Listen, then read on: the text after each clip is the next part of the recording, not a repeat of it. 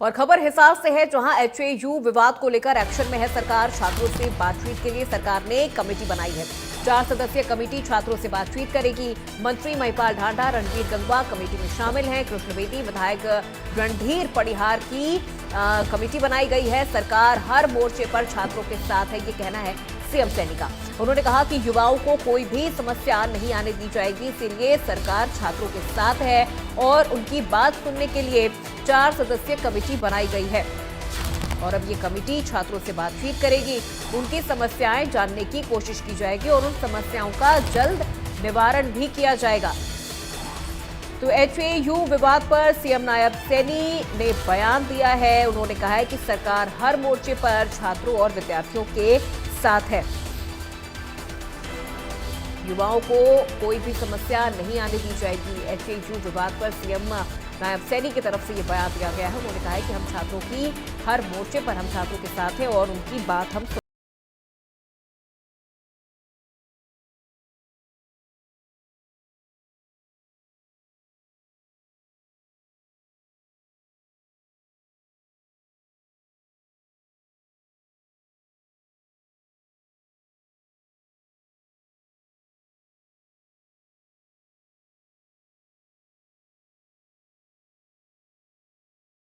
सैनी की तरफ से अब बयान दिया गया है। उन्होंने कहा है कि सरकार हर मोर्चे पर छात्रों के साथ है। छात्रों को कोई परेशानी नहीं आने दी जाएगी और उनकी बात सुनने, समझने और उनकी समस्याओं का हल निकालने के लिए 4 सदस्यीय कमेटी भी बनाई गई है, जो छात्रों के बीच जाएगी और उनसे बातचीत करेगी।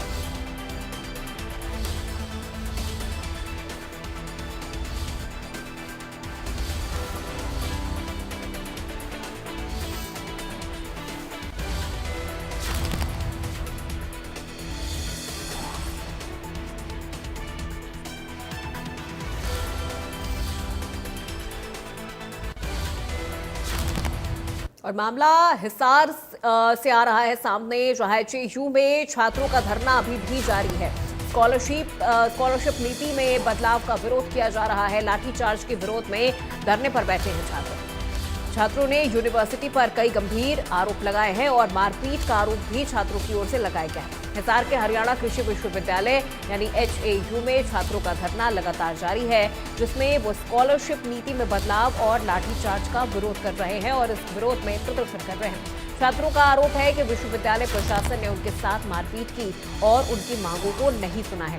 हमने इस हमले में घायल उन छात्र से भी बात की है और उनकी मांगों को लेकर भी उनसे बातचीत की है। तो लाठीचार्ज के विरोध में बैठे छात्र, लगातार उनकी तरफ से प्रदर्शन किया जा रहा है।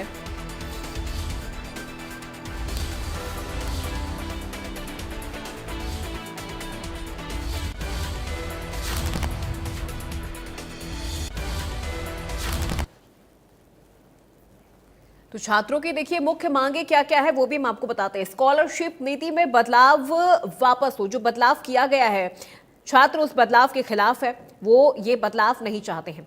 इसके अलावा लाठीचार्ज में शामिल अधिकारियों पर कार्रवाई हो। जिन अधिकारियों ने छात्रों पर लाठीचार्ज किया था, उन अधिकारियों के खिलाफ कार्रवाई की जाए। यूनिवर्सिटी के कुलपति का इस्तीफा, ये भी मुख्य मांगों में से एक है छात्रों की। एचएयू यूनिवर्सिटी में हुए लाठीचार्ज के बाद लगातार बच्चे धरने पर बैठे हुए हैं। इस वक्त हमारे साथ वो बच्चे हैं जो इस लाठीचार्ज में घायल हुए थे, दीपांशु और चक्षु। उनसे बातचीत करेंगे, क्या कुछ उनका कहना है। और लगातार ये धरना जारी है। इतनी गर्मी में भी बच्चे जो है बड़ी संख्या में धरने पर बैठे हुए हैं। उनकी मांगों को लेकर क्या कुछ बातचीत प्रशासन से उनकी हो पाई है, बातचीत करेंगे। आप अभी ठीक हैं? कैसे हालत? काफ़ी सुधार है जी हालत में। अब डिस्चार्ज होने के बाद हम कुछ दिन यहीं थे, बता नहीं सकते कहाँ पर थे, लेकिन काफ़ी सुधार आया है। बच्चों ने ही हमें मदद की है कि हम अपने पैरों पे खड़े हो पाए हैं। क्या कहेंगे, ये पूरी घटना जो हुई थी, कैसे इसकी शुरुआत हुई थी, कौन कौन इसके पीछे जिम्मेवार? जी, मुझे लगता है आप अवगत ही होंगे अब तक सारा मामला क्या था, लेकिन जो 10 तारीख को हुआ उसके पीछे सबसे बड़ा जिम्मेदार वीसी ही है, क्योंकि ना उसने सुबह इस बात का संज्ञान लिया कि बच्चे मेरे ऑफिस के सामने आकर बैठे क्यों हैं। उससे पहले ही गार्ड्स ने और सीएसओ ने मिलकर धक्का मुक्की की और मारपीट की। उसके बाद जो रात को हुआ वो तो अमानवीय था। ये इन लोगों का डिफेंस था कि वीसी साहब यहाँ पर है ही नहीं तो बात कैसे सुनेंगे। जी ये 1980 का जमाना नहीं है, यहाँ टेलीफोनिकली सारी बात सबके पास पहुंचाई जा सकती है। और अगर आपके यूनिवर्सिटी के खुद के छात्र आपके ऑफिस के आगे बैठे हैं तो आपको संज्ञान जरूर लेना चाहिए, चाहे आप कहीं भी हो। लेकिन रात को जब हम घर के आगे बैठे थे, सबसे पहली बात तो हम रजिस्ट्रार से मिलने गए थे, ना कि वीसी से। हमें पता था वीसी वहाँ नहीं है, हमारी कोई भी मंशा नहीं थी कि किसी के भी घर के आगे जाएं। और रजिस्ट्रार साहब आ भी रहे थे, बातचीत हो रही थी। इतने में ही क्या होता है, वीसी की गाड़ी आती है, धक्के से सारे के सारे टीचर्स और गार्ड्स मिलकर हमें उठाने लग जाते हैं। उठाने के बाद बच्चों में इतनी समझ थी कि उन्होंने ना गाड़ी पे कोई खरोंच पहुंचाई ना कुछ किया, क्योंकि वीसी से हमारा उस समय तक काम नहीं था। जो ये मांगे थी हमारी, वो रजिस्ट्रार साहब खुद पूरी कर सकते थे, सभी की सभी मांगे। लेकिन उसके बाद क्या होता है कि वो गाड़ी जैसे ही जाती है हमें हटाया जाता है। हम ये मांग करते हैं कि आपने ये अमानवीय हरकत हमारे साथ क्यों की, जब हम शांति से बैठे थे। तो आप कौन होते हैं हमें धक्के से उठाने वाले। इतने में ही राधे श्याम की जो आपने वीडियो है वो देखी होगी कि किस बेरहमी से वो लाठियां चलाने लग जाता है और मेरे और दीपांशु के सिर पे वार करता है। उस मांग के बाद हमें ये स्पष्ट है कि जो ये एडमिनिस्ट्रेटिव फेलियर इतना बड़ा हुआ है उसका कारण वीसी है। हो सकता है धक्के मुक्के करने वाले और हैं, उन पे कानून अपने आप उन पे कार्रवाई कर देगा, लेकिन उनमें इतनी हिम्मत सिर्फ और सिर्फ एक इंसान बलदेव राज की वजह से आई है। और हम चाहते हैं जो वो अब तक उस चीज का संज्ञान नहीं लिया, अगर उसमें कोई भी गिल्ट होता तो वो अब तक उस चीज का अगले ही दिन संज्ञान ले चुका होता, वो उसने नहीं किया है। लेकिन अब भी अगर उसे गलती महसूस हो रही है तो अपना इस्तीफा ले और गवर्नर से अप्रूव कराए और हमें दिखा दे, हम तभी उठने को तैयार हैं। लेकिन मुझे नहीं लगता कि बलदेव राज में इतनी अकल है।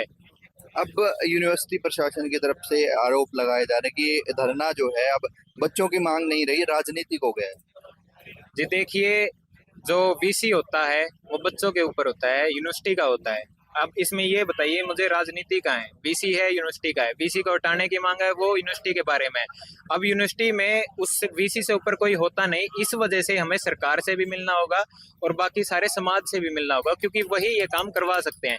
लेकिन ये राजनीतिक नहीं है, राजनीतिक एक पक्ष के लिए होता है ये, क्योंकि हमारे पास पावर्स नहीं है। पावर इस चीज की सरकार के पास है, या तो वीसी के पास खुद है जो इस्तीफा दे दे जो वो नहीं दे रहा, या फिर उसके ऊपर सरकार कार्यवाही करेगी। लेकिन इसमें राजनीति का कोई 1% भी अंश नहीं है।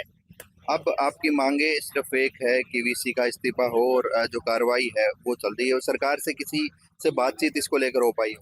जिससे लेकर लगातार बातचीत हो रही है। हम उन्हें यही समझाने की कोशिश कर रहे हैं कि बीसी कितना हानिकारक है, ना केवल बच्चों के लिए, ना केवल एचयू के लिए, लेकिन जो सरकार अपनी छवि बनाई है इन्होंने, जब इन्होंने भर्तियां निकाली तो ये साफ सीधी कोशिश थी कि बच्चों के पक्ष में अपनी सरकार दिखाएं कि हम रोजगार भी देते हैं, हम पढ़ाई को बढ़ावा भी देते हैं। लेकिन अगर ऐसे लोग वीसी की पोस्ट पर बैठे होंगे तो पढ़ाई को बढ़ावा कैसे मिलेगा? कैसे कोई बच्चा आगे सोचेगा कि मैं एचयू में जाके पढ़ सकूं, जहाँ के प्रोफेसर खुद हमारे ऊपर लाठियां चलाते हैं। अभी एक नया महापंचायत आपकी तरफ से बुलाई गई है बच्चों को लेकर, उसमें क्या कुछ उसकी रूपरेखा रहेगी, कहाँ कहाँ से बच्चों को बुलाया गया? उसकी रूपरेखा यही है जी, हम जो सारे देश के छात्र संगठन हैं उनसे आह्वान करते हैं कि वो यहाँ पर आए। सारे देश और प्रदेश के, हमारे प्रदेश के भी और दूसरे प्रदेशों के भी सभी किसान संगठन यहाँ आए, क्योंकि ये यूनिवर्सिटी डायरेक्टली कृषि से जुड़ी हुई है। तो ये अगर कल हमारे ऊपर वार हो रहा है तो हमारी रिसर्च रुकेगी, जाके नुकसान किसानों के ऊपर होगा कि उनके लिए कोई भी अच्छी रिसर्च नहीं हो पाएगी इस देश में। और बाकी जो भी सामाजिक रूपरेखा में काम कर रहा है सच्चाई को लेकर, वो हमारे साथ खड़ा हो, क्योंकि जरूरी नहीं है जिसको इस बात का फायदा होगा या नुकसान होगा वही हमारे साथ आकर बोले। जिसमें भी इंसानियत जिंदा है वो हमारे हक में आकर खड़ा हो। और क्योंकि अब ये लड़ाई सिर्फ फीस स्कॉलरशिप इनकी नहीं रही, ये लड़ाई है राइट टू लाइफ की। हमारे जीवन को ही छीनने की कोशिश की गई है इस बीसी के होते हुए। क्या फैसला लिया जा सकता है? 24 तारीख को बड़ा फैसला लेने की बात कही जा रही है। वो फैसला महापंचायत में ही आपको पता लगेगा, इसीलिए महापंचायत है कि तब तक उसकी रूपरेखा हम निश्चित करें। कैसे बुलाना है वो निश्चित है, लेकिन क्या कुछ करना है तब तक प्रशासन का क्या नतीजा होता है, सरकार की तरफ से क्या बातें होती हैं, उनके ऊपर ये तय डिपेंड करेगा कि उस दिन क्या फैसला होगा। लेकिन फैसला अवश्य होगा, उसके लिए आप 24 तारीख को भी जरूर आएंगे।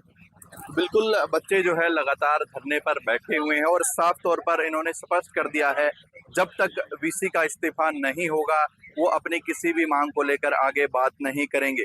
24 तारीख को बच्चों की तरफ से महापंचायत बुलाई गई है, उसमें कहा जा रहा है कि बच्चों की तरफ से जो है बड़ा फैसला इस आंदोलन को लेकर लिया जाएगा। Kuldeep Singh, India news. चलिए बढ़ते खबरों में आगे। इस बीच एक बड़ी जानकारी आ रही है सामने। इस वक्त की बड़ी खबर से आपको रूबरू करवा रहे हैं। दिल्ली से बड़ी जानकारी, जहां पूर्व सीएम भूपेंद्र सिंह हुड्डा का बयान आया है सामने।